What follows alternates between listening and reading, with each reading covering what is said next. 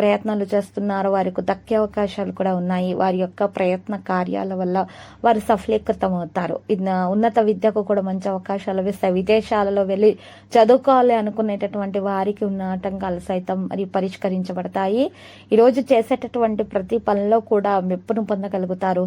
కానీ ఈరోజు నమ్మకం అనేది ఉండటం చాలా ముఖ్యం. ఈ రాశి వారికి మీ మీద మీకు నమ్మకం అనేది చాలా అవసరం అవుతుంది.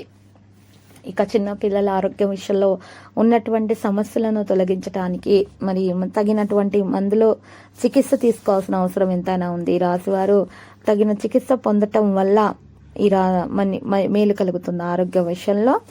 ఇక ఈరోజు చేసేటటువంటి ప్రతి పనిలో కూడా మీరు ఈరోజు తొందరపాటుతనాన్ని మాత్రం మానుకోవాలి.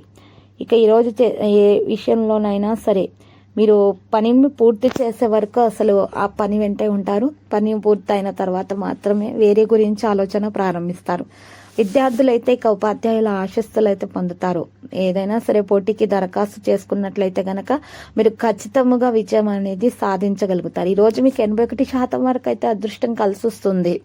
మరియు ఈరోజు గోమాతకు రొట్టెని తినిపించాలి, మరియు పచ్చగడ్డిని తినిపించటం వలన మరియు పూజలు సమర్పించటం వలన మీకు చాలా శుభప్రదమైన ఫలితాలు అయితే దక్కుతాయి. ఈరోజు మరి పరిహారంలో అయితే ఈరోజు మీరు ఉదయం సూర్య నమస్కారాలు చేయాల్సి ఉంటుంది. సూర్య భగవానికి రాగి పాత్ర నుండి నీరు సమర్పించాలి. ఆ తర్వాత మీరు చేసేటటువంటి ప్రతి పనిలో కూడా మీరు చక్కని ఫలితాలు అనేవి అందుకుంటారు. ఇక ఈరోజు లక్కీ సంఖ్య చూసినట్లయితే గనక మరి 12 లక్కీ కలర్ అయితే మరి గోధుమ.